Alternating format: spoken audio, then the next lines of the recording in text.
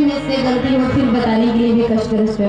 आइए कहना है, देखिए एक पत्नी और पति के बारे में कहना है। एक पत्नी बहुत से एक सिंदूर के बारे में मुझे उस परिस्थिति दिखानी है जो सिंदूर से सब कोई बहुत महत्व मानता है उसको।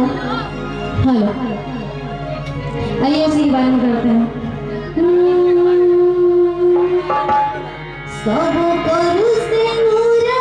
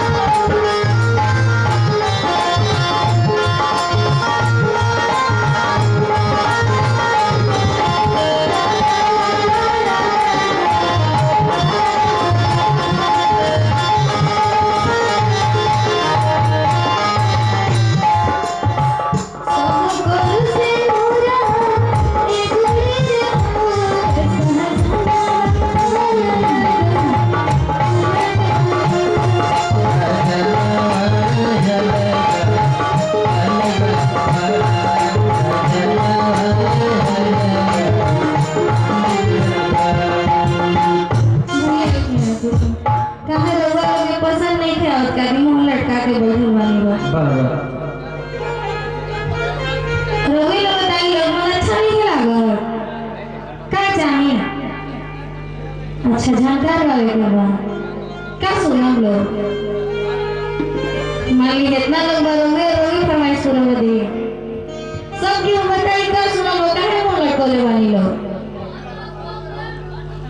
ए महाराज का दीदी जी कहे के ना चाहिए कि कहे के बाद भैया सुनी ना अगर रुक एक मिनट कहते हैं कहल गई बा कि पान बिना जर्दा के औरत बिना मर्दा के बाबा पान बिना जर्दा के औरत बिना मर्दा के ए भैया घर सुना लागता बिना पर्दा के तो रोवा का सुना लो बताई लो यही को अभी भैया कहानी है एगो भैया अरे की आवे पलमुआ मुलायम करो चाके। अच्छा ये बुझाता कि कुत्ता हम साथ के बुला दो हे महाराज काजी यही को कवि जी कहले बारे कि केहू नहीं के सुने वाला। अच्छा अरे बाउलनी मन खाती कि केहू नहीं के सुने वाला। अरे बाउलनी मन खाती भैया तो लोगला झूठे पीटे खाती।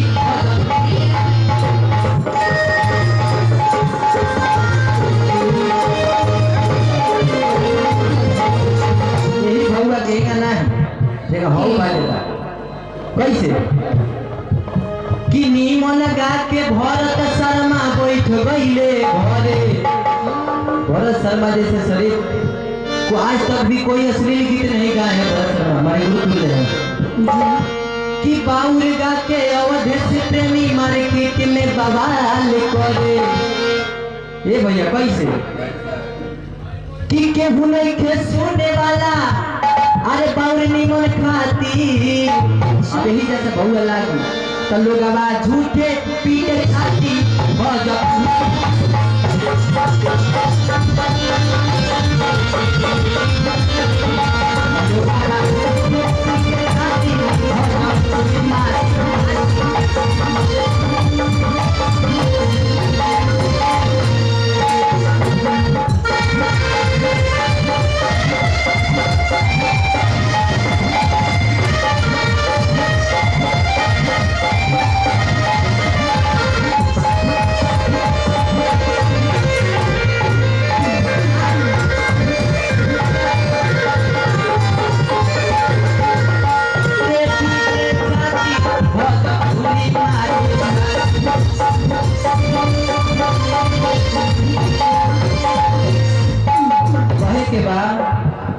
जानता नहीं भैया यही जाके नहीं थे अभी हमने के 3-4 दिन कार्यक्रम कर लिया था तो यहाँ जैसा है बाबा जैसा आदमी आके कॉल बा होइलो ना तो लेकिन ना ई सब नहीं के कहे के बा कि बंदा नया रगाना लोग सुने नहीं कहे ढेर रहुआ गोइनी अच्छा या बोलाई ढेर देर रहुआ कोइनी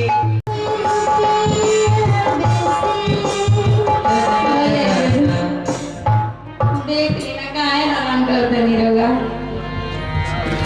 अच्छा देख लेवे के बाबू जाके दीजिए हेलो हेलो हेलो हेलो ए हो पिया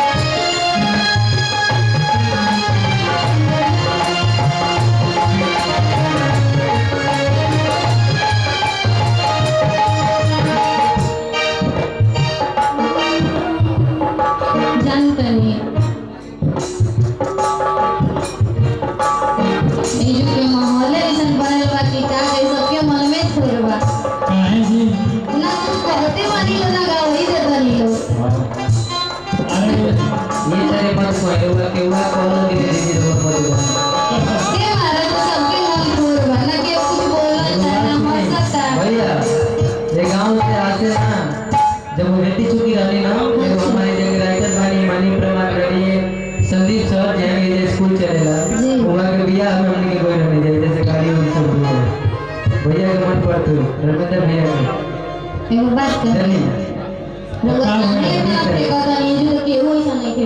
सुन काहे को होता है भैया ये गांव से हमारा बहुत संपर्क है बहुत छोटे लेकिन देखिए भैया ये सब उचित नहीं के लगो भैया सिटी का है देता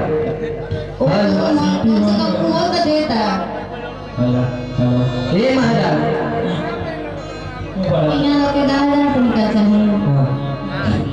गाड़ी जो जानते हैं तो हमने खाली